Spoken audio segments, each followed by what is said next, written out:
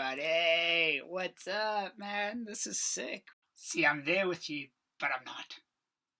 It's a sharing of the conversation with the global community of the internet so that we can collectively change that anthropological record that they find of us and even make it a little bit more interesting. And so I wonder to what extent the information that exists on the internet transcends time and space and can work backwards and affect the present. In theology, there's this concept called prolepsis, where it's actually the future that causes the present. It's causation working backwards. So this whole thing ties into the theme of different versions of time. I wonder if there's kind of a chronological left brain organization of time, and then there's a right brained kairos, Greek opportunity version of time. And so you're talking about when people can be anonymous on the internet, their teenage cells come out, and I think that's really interesting. Maybe that's more of a true reflection of who they really are. And in psychology, there's this idea of fixation, that something happens at a certain point in your life and you fixate and gravitate around that topic, and you can't move onwards until you've had the paradigm shift that needs to happen. It's like in ancient Israel, when they left Egypt, it was an 11-day journey to the promised land, but they went around and around the same mountain until they maybe came to the internal realizations that needed to happen so they could take the promised land. Or maybe it kind of works like that in our lives. And I also wonder if it's more psychical. It's more like it goes over the same territory but from a higher altitude. When you're talking about that program, that's really interesting. The 63-year-olds identified with their 7-year-old selves. And I wonder if we know who we are when we're born. We're just one with everything, and we're connected to everything. And babies until 6 months old don't know where they end and the world begins.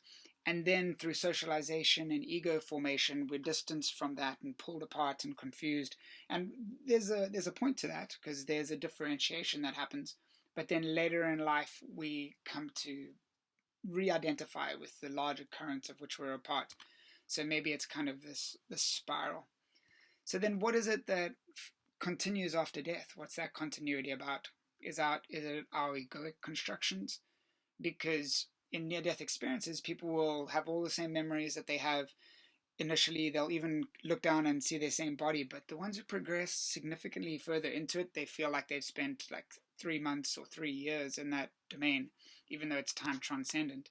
They will start to say things like, I lost touch with everything that I was, and I came to be familiar with a self that was there before I was even born.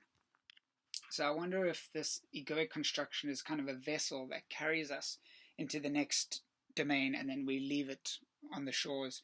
That's what Buddha says. He says that Buddhism itself is a tool, it's a boat that you can use to carry yourself across the river, and when you get to the other side, you ditch the tool. And it's funny that you called your mom, man, and it's awesome to hear what she had to say, and I dig that.